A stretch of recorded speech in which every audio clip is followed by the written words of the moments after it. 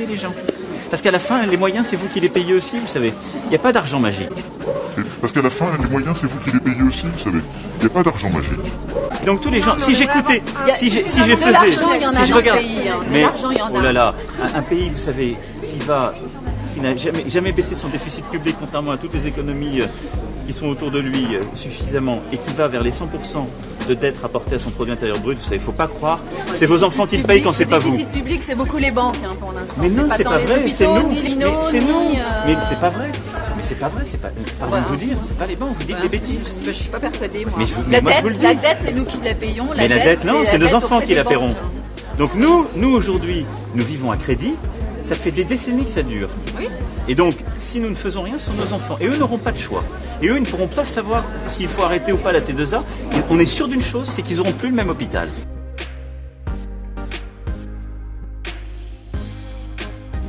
Salut les amis, c'est Marcus Dia. J'espère que vous allez bien. Bon les amis, je crois que ça fait à peu près 15 jours que je me suis absenté de ma chaîne YouTube.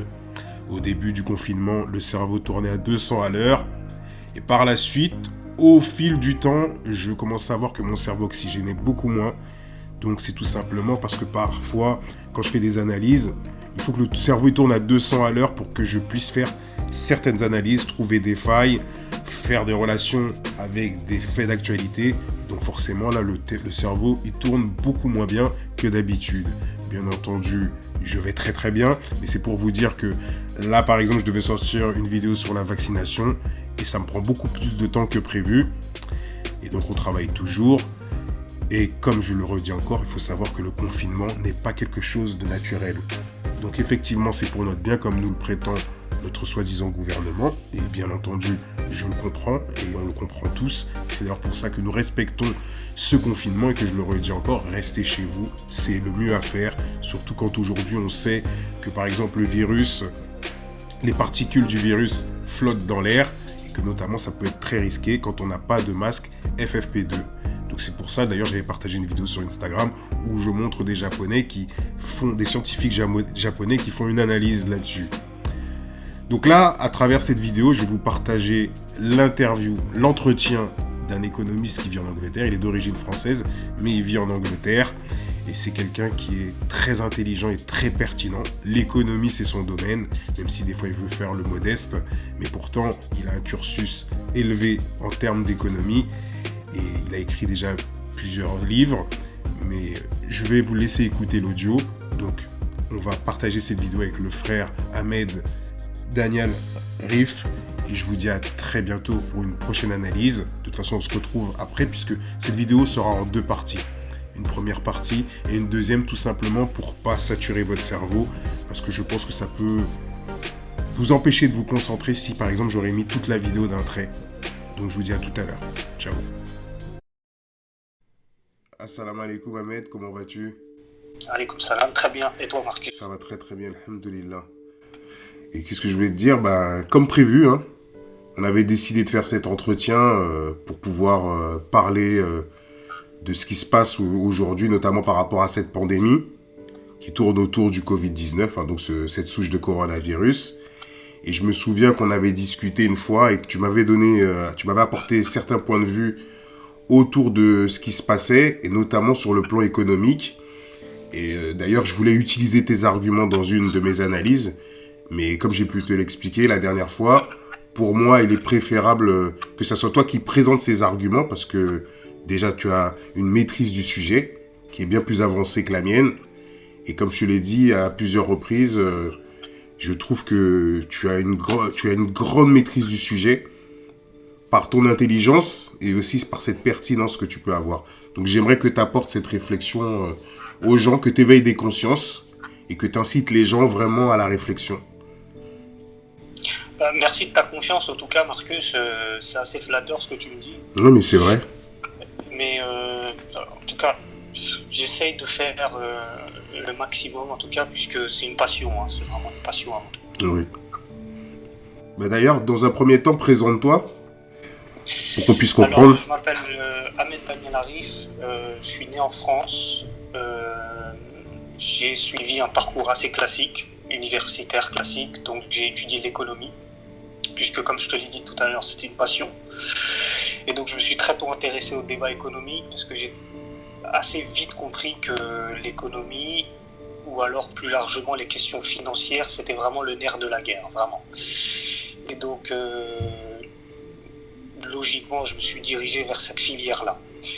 Ensuite, j'ai déménagé à Londres en 2015 et j'ai pris un peu de temps pour écrire un premier livre en 2016 qui s'intitule Islam et capitalisme. L'idée, c'était un peu de présenter donc, le système économique de l'islam et de le différencier par rapport au système économique conventionnel, donc celui dans lequel on vit, notamment en France, en Occident. Et ensuite, en 2019, rebelote, deuxième livre. Cette fois, c'était il fallait amener une perspective historique, puisque je pensais que le premier ouvrage était un petit peu théorique. Et donc, je m'étais dit, si je mettais en avant des éléments historiques, donc ça donnerait plus de poids, plus de crédibilité à ma réflexion. Donc le deuxième ouvrage, il s'intitulait Histoire économique du monde islamique, pardon. C'était en 2019, février 2019, voilà. D'accord, qui sont disponibles Oui, tout à fait. Ouais, donc ils sont disponibles sur toutes les plateformes numériques, donc Amazon, la Fnac, d'accord. Et sur le site de l'éditeur aussi, c'est Harmattan. D'accord. Donc moi, tu sais, j'ai 4 questions à te poser, peut-être plus, au cas où je préfère te prévenir. Et donc moi, déjà, dans un premier temps, j'aimerais que tu nous dises quel est l'impact économique du coronavirus. Alors il y en a beaucoup, parce que face à l'intensification de la pandémie de coronavirus, l'économie mondiale l'a plongée dans la paralysie. On le voit un petit peu dans les médias, enfin c'est assez clair, quoi. Et de nombreuses entreprises ont été contraintes de stopper leur production. Les avions des compagnies aériennes du monde entier, elles sont clouées au sol. C'est vrai. Les pays ferment leurs frontières et les ménages c'est toi et moi, hein. Ceux qui achètent, ils sont claquemurés chez eux, donc ils ont dû revoir à la baisse leur consommation. Donc la pagaille, en fait, elle a été anticipée sur les marchés financiers, parce que c'est vraiment à ce niveau-là qu'on jauge un petit peu comment l'économie se comporte, on va dire. Donc face à l'incertitude, les investisseurs, ils se sont tous mis à vendre leurs actifs, c'est-à-dire leurs ressources, et ils ont provoqué une panique boursière. Ce que je voudrais dire, en fait, c'est que cette situation, elle a toutefois pas grand-chose à voir avec la crise précédente, celle de 2008, puisque la récession en 2008, elle avait une origine financière. Ça veut dire que c'était lié à l'effondrement, je ne sais pas si tu te souviens, Marcus, mais des subprimes. Oui, je m'en souviens. Ces prêts immobiliers qui étaient octroyés, tu sais, par les banques américaines à des ménages qui n'étaient pas en capacité de les rembourser. Effectivement.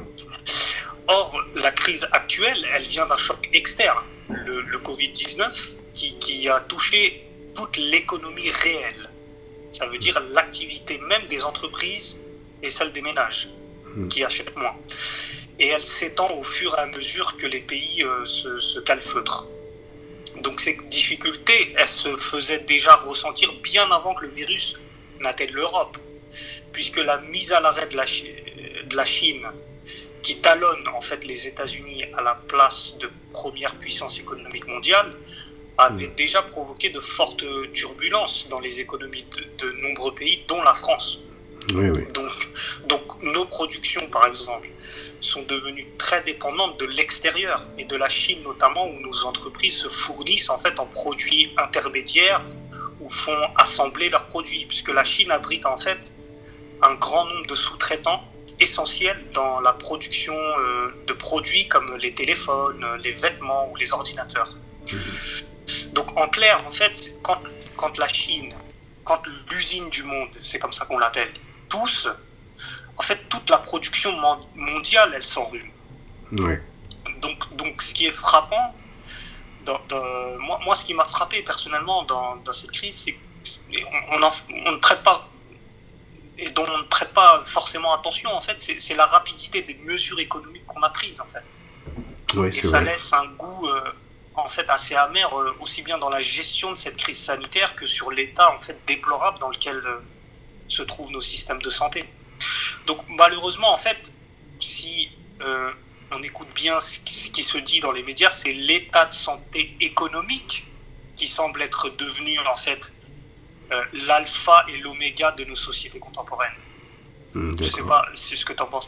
Mais en fait, à les légitimer toujours plus, les économistes, hein, leurs analyses, elles sont devenues, les économistes sont devenus en fait, en quelque sorte, les nouveaux médecins du monde. Et la santé économique des pays devenir l'indicateur ultime en fait du bien-être de sa population. Ouais, Donc, c'est vrai. comme en 2008, au cours des dernières semaines, il y a eu des glissements dans le vocabulaire qui ont été adoptés par le sens commun à propos de la politique économique. Et ça a mobilisé à maintes reprises par les autorités en vue de juger, la situation des pays en état critique. Par exemple, on parlait de guerre sanitaire au départ. Maintenant, on réclame ou on voit un rapprochement avec une économie de guerre. L'Italie, de son côté, tente d'éviter, on a dit, l'infractus économique. Oui. On utilise des métaphores médicales. Hein, Ouais. et on dit aussi que l'Italie s'engage à une thérapie de choc massive. Ouais, c'est vrai. Et en 2008, je me souviens qu'après la crise, quand il y a eu la crise des dettes, on parlait de cure d'austérité. C'est Oui, assez toujours frappant. un vocabulaire lié à la médecine, quoi, en fait. C'est Voilà, bizarre. dans le sens où les économistes sont un petit peu devenus les médecins du monde. Quoi. Oui, oui. Voilà. C'est vraiment étrange. Mais par rapport à ça, justement, vu qu'on parle du Covid-19, toi, qu'est-ce que t'en penses au niveau de la réaction des gouvernements du monde pour limiter la casse? Et notamment, surtout, on va parler du gouvernement français. T'en penses quoi, toi? Alors, les gouvernements du monde entier, ils ont lancé des plans de sauvetage financier sans précédent pour amortir le choc. Donc, on parle de 2000 milliards de dollars aux États-Unis, 756 milliards en Allemagne, ou alors, j'avais entendu 300 milliards d'euros en France pour aider les entreprises. Mais peut-être que je me trompe sur les chiffres, mais n'hésite pas à me corriger si j'ai faux. Donc, si on analyse d'un peu plus près ce que propose donc le médecin, donc l'économiste, en fait, pour nous refaire une santé économique à l'occasion de la crise sanitaire.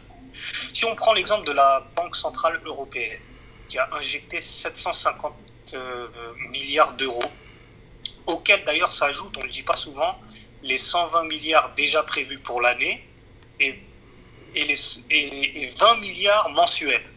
Donc, en fait, c'est de la monnaie créée à partir d'un clavier d'ordinateur, à partir de rien, en fait, d'un clavier d'ordinateur de Francfort, puisque la Banque centrale se trouve à Francfort, pour sauver un monde financier au bord de la faillite.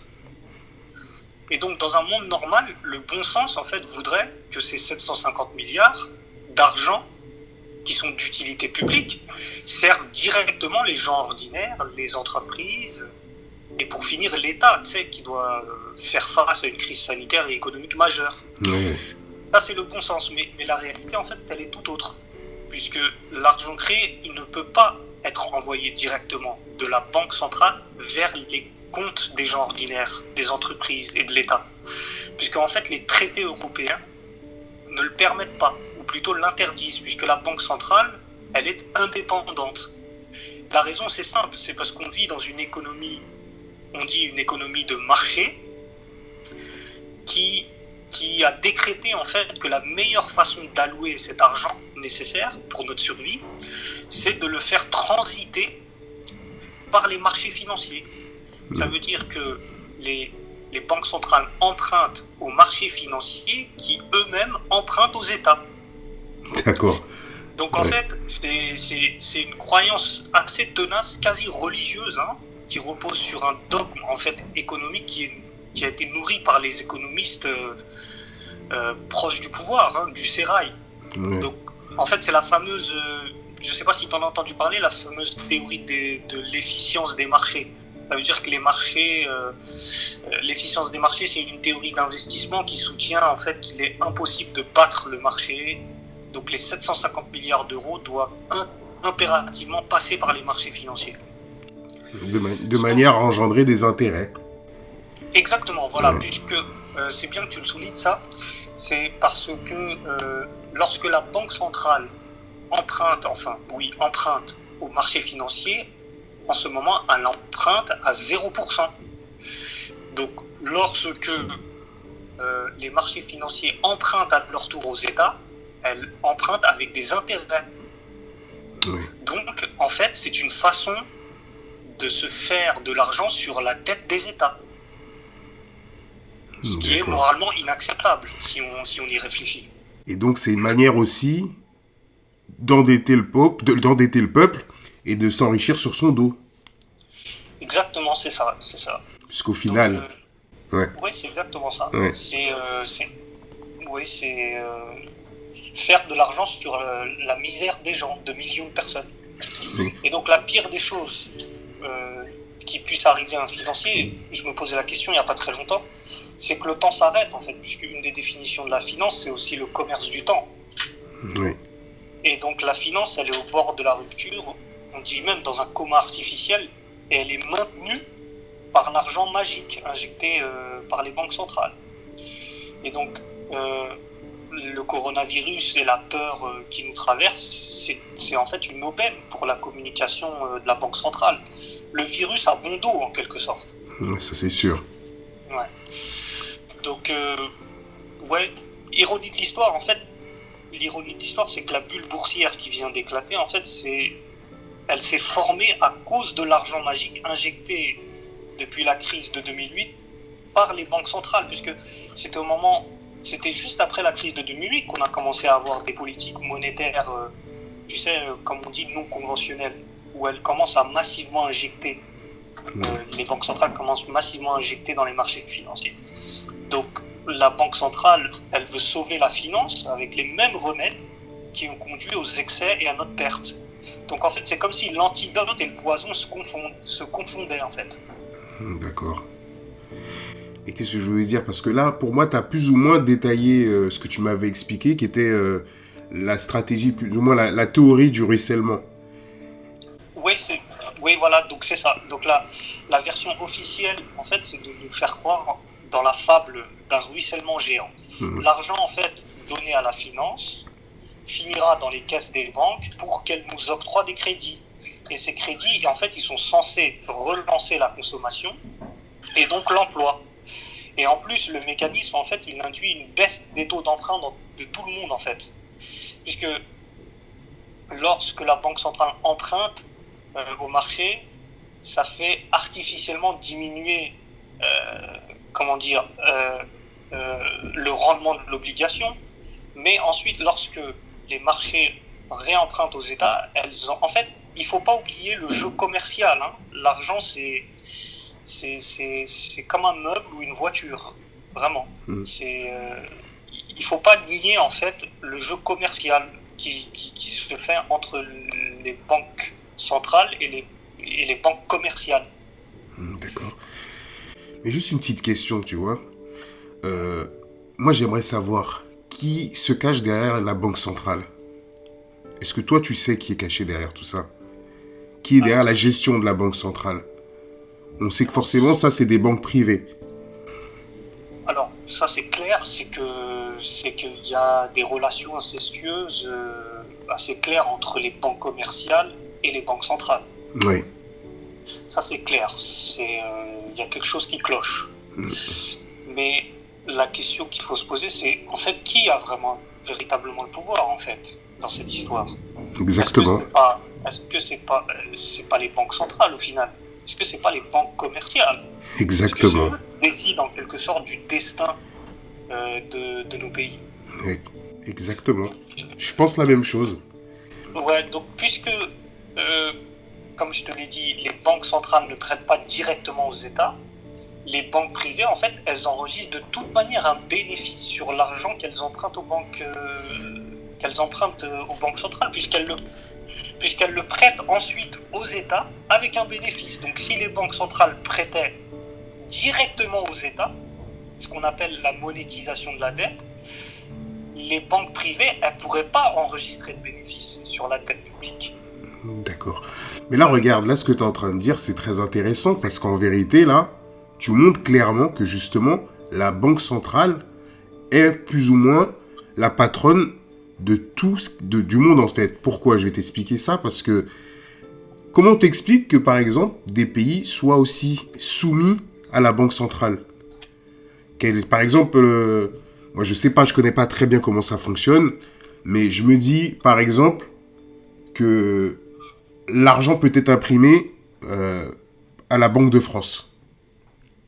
Comme par exemple, la Banque de France imprime des francs CFA pour les pays d'Afrique.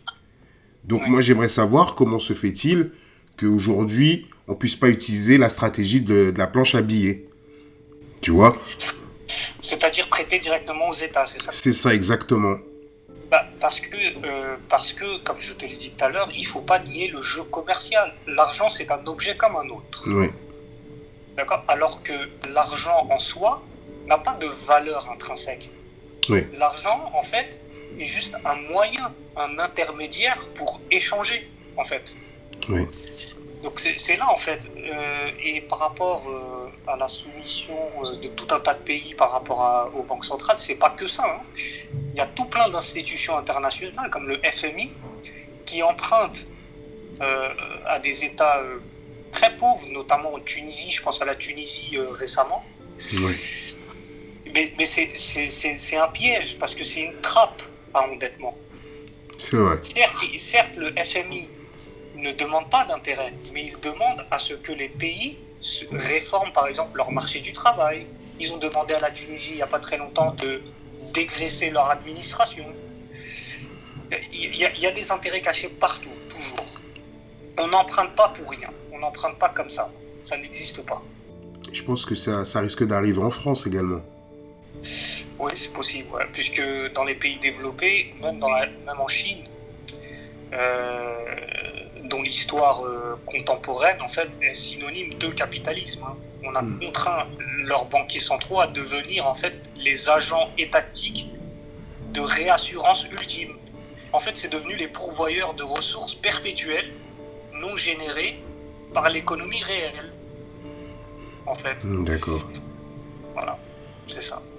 Mais c'est un peu devenu un capitalisme d'État. Oui, effectivement. Et donc là, est-ce que par exemple, pour toi, ça serait pas possible que par rapport à cette pandémie, justement, que certains pays essayent de s'inspirer des Chinois? Tu vois? Mais comme ils se reposent sur une soi-disant démocratie, en fait, ils essaieraient peut-être d'utiliser justement le phénomène de la pandémie pour pouvoir utiliser le plan chinois, en fait, le modèle chinois. Puisque c'est assez, leur système économique est assez particulier. Le modèle chinois, économique chinois, il a aussi des faiblesses. Il ne faut pas l'oublier, ça.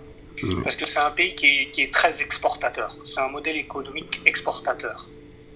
Donc il exporte beaucoup, mais ça a une incidence dans le sens où si les pays dans lesquels tu exportes n'ont pas d'argent, comme c'est le cas aujourd'hui, personne va acheter en fait.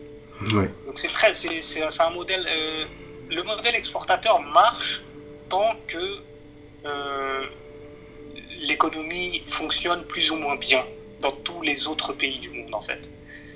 Mais il y a aussi des inconvénients, je dirais. C'est un peu comme l'Allemagne.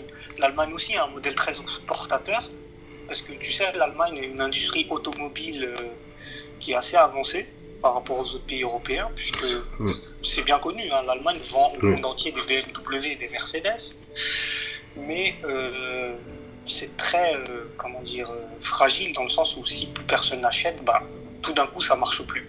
Voilà. Effectivement. Qu'est-ce que j'allais dire? En fait, Marcus, tout est interconnecté. On vit dans une mondialisation.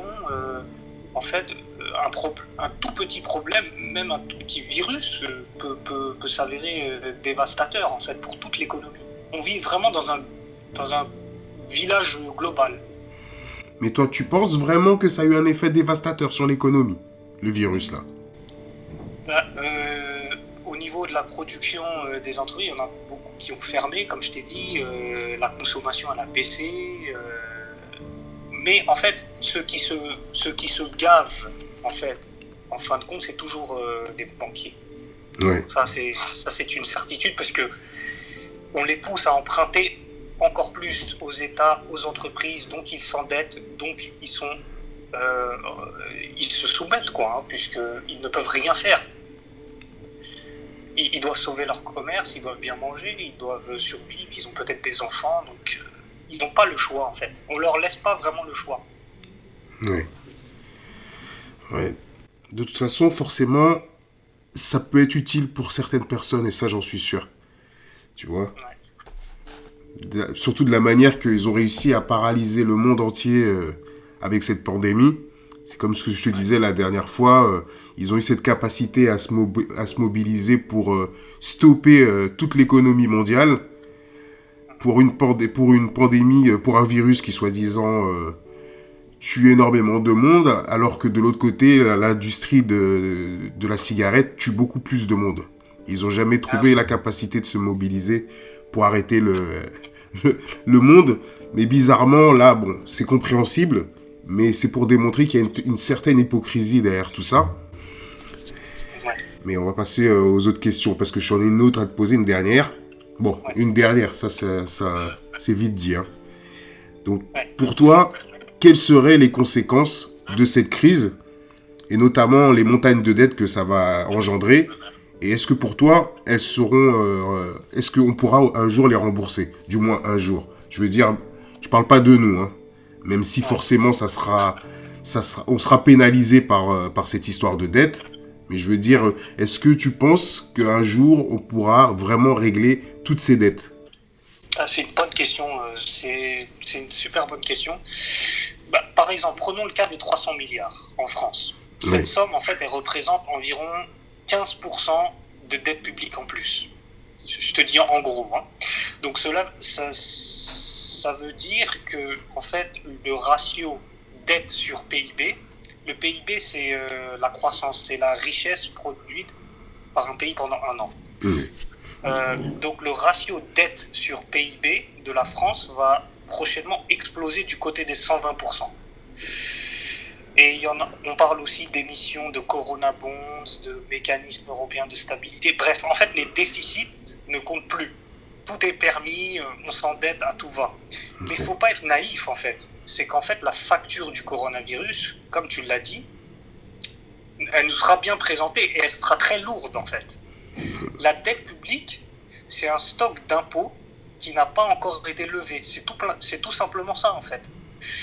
Dans tous les cas, le contribuable paiera. Quand Emmanuel Macron dit l'État paiera, l'État c'est nous. Oui, ça c'est sûr. L'État c'est nous les contribuables et la facture elle nous sera présentée d'une façon qu'on ne pourra pas refuser. Et personne ne le rappelle, mais l'État en fait n'a pas d'argent. Il ne peut pas en fait solder ces sommes folles qu'il emprunte. L'État en fait a des recettes fiscales, notre argent et des dettes. Donc le secteur privé qui est mis à l'arrêt pour soigner la crise sanitaire, il ne pourra pas se relever aussi rapidement pour assumer une nouvelle montagne de dettes. Donc la question que je me pose, c'est peut-être la plus importante selon moi, mais n'hésite pas à me couper hein, si tu penses que c'est pas le cas. C'est que le virus en fait, est-ce que le virus va être l'épingle en fait qui crèvera en fait la plus grosse bulle financière de tous les temps, ça veut dire celle de la dette mondiale. Est-ce qu'on va vers une crise monétaire en fait d'une ampleur inédite? Moi je me dis probablement oui, parce que si tu comptes sur les économistes pour aggraver une situation, ils te décevront jamais. Tu comprends? Aujourd'hui la situation en fait c'est la suivante. Il y a une épidémie, un krach et un monde surendetté. Mais face à l'adversité, en fait les autorités vont ajouter de la dette à la dette et davantage de fausses monnaies dans le système et ils vont déclencher probablement à terme une crise monétaire d'une ampleur inédite. Moi, je pense qu'on est vraiment à la croisée des chemins. Soit il faudra admettre que les dettes publiques ne seront jamais soldées et organiser un défaut, soit ce sera la fuite en avant vers toujours plus de création monétaire et c'est ce chemin-là que je pense qui est le plus probable. Donc en fait, l'économiste en fait nous propose soit la peste, soit le choléra monétaire. c'est un piètre médecin, si tu vois ce que je veux dire. Ouais. Mais Donc, là, c'est tu sais ça, en que... fait, que nous propose l'économiste. Oui, pardon. Excuse-moi de te couper, mais là, c'est très intéressant ce que tu es en train de dire, parce qu'en vérité, là, je comprends également l'idée de supprimer l'argent liquide, en fait. Là, ce que tu es en train de m'expliquer, c'est parce que, en fait, par rapport à ce que j'ai pu entendre à plusieurs reprises, c'est que le rêve de certaines personnes serait aujourd'hui de faire en sorte qu'il y ait que de l'argent numérique. Oui. Et là, tu es en train de me dire qu'en fait, on devrait vivre en produisant de la fausse monnaie. Mais ça réglerait le problème, justement. Si on faisait de la monnaie, si on vivait sur une monnaie numérique, il n'y aurait plus d'espèces. Ouais. Et pourquoi je te dis ça? Parce que de plus en plus, moi en tout cas, de ce que j'ai pu voir par exemple sur le site de l'OMS, moi je te parle par rapport au peu de connaissances que j'ai. Je vois qu'ils nous expliquent, ils nous annoncent qu'on va avoir de plus en plus de pandémies. Ouais. Et quand tu regardes bien, on a énormément de messages durant le confinement, quand on va faire des courses, on nous demande d'éviter d'utiliser de l'argent. Parce que soi-disant, l'argent porterait le virus, serait porteur du virus. Et donc pour éviter toute contamination, les règles de bienveillance seraient de ne pas justement utiliser de liquide. Ouais. Est-ce que tu penses que ça pourrait, ce stratagème est envisageable du fait qu'on puisse se dire qu'un jour ils vont supprimer l'argent en fait, le liquide? Ah, c'est fortement possible. Dit comme ça, c'est assez intelligent. Ce que je peux te dire, c'est que ça ne m'étonnerait pas, dans le sens où ça leur donnerait une vision à toutes les transactions en fait. Ouais. Donc je pense que c'est à ça que tu pensais. Oui, c'est ça. Et c'est vraiment aussi le fait que, en fait, si on garde de l'argent électronique, c'est-à-dire qu'on ne peut que payer par carte bancaire, ça veut dire que ça laisse aussi la voie libre aux banquiers commerciaux de piocher dans les comptes des gens pour éponger leurs dettes dans le futur. Exactement. Et ça s'est fait dans le passé. Exactement. Ça s'est fait. Et si ça se fait, on est vraiment dans de beaux draps. Ouais. Ouais. Bah, c'est simple, tu sais, par exemple, quand des gens... là, par exemple, tu as des personnes qui ont eu un comportement tout à fait normal, c'est humain. Ils se disent, bon, il y a la crise qui arrive, il y en a qui commencent déjà à débloquer des fonds. Et regarde, c'est très intéressant parce que juste avant l'annonce du confinement, qu'est-ce qu'on voit? On voit les banques en France se fermer. Et donc, ce qui limite les retraits. Ouais. Tu vois, ça aussi, c'est assez étrange. Ouais, c'est intéressant. J'ai pas suivi ça de près, honnêtement, mais... Bah là, concrètement, toutes les banques en France sont fermées. Ah oui. T'as aucune banque qui est ouverte. Alors, même les distributeurs automatiques... Les distributeurs, ils fonctionnent, mais tu as certains distributeurs qui t'imposent une limitation de retrait, puisqu'ils D'accord, sont ça, pas c'est approvisionés clairement, comme d'habitude. C'est clairement un truc de banquier, ça, tu sais. Ouais. Lorsque tu vas à ta banque pour... par exemple, tu as 100 000 euros dans ton compte en banque. Si tu demandes à ta banque d'un coup, je veux retirer 50 000 euros, ils te demanderont des justifications. Bien Alors sûr. que c'est ton argent. Mais pourquoi ils te demandent des justifications? C'est parce qu'ils font que de spéculer en fait avec ton argent sur les marchés. Ouais. Ça veut dire que l'argent ne t'appartient pas en totalité en fait. Donc ils vont te demander des justifications. Pourquoi? Parce que si une crise impromptue se présente comme là le virus, Ouais. eh ben ils n'hésiteront pas en fait à éponger leurs dettes avec l'argent issu des déposants, des dépôts. Ouais, Ils n'hésiteront pas. Oui, ça c'est vrai. c'est comme ça qu'ils fonctionnent, de toute façon. Ben, c'est ce qui s'est passé en 2008. Ensuite, tu vois, tu as une garantie de l'État à hauteur de 100 000 euros. Donc l'État te rembourse à partir de 100 000, mais au-dessus de 100 000, tu ne retrouveras plus ton argent. Mais même 100 000, puisque en fait on parle en valeur, tu sais, de millions, on parle en termes de millions. Ouais. Donc 100 000, c'est vraiment rien. Hein. C'est vraiment pas grand-chose.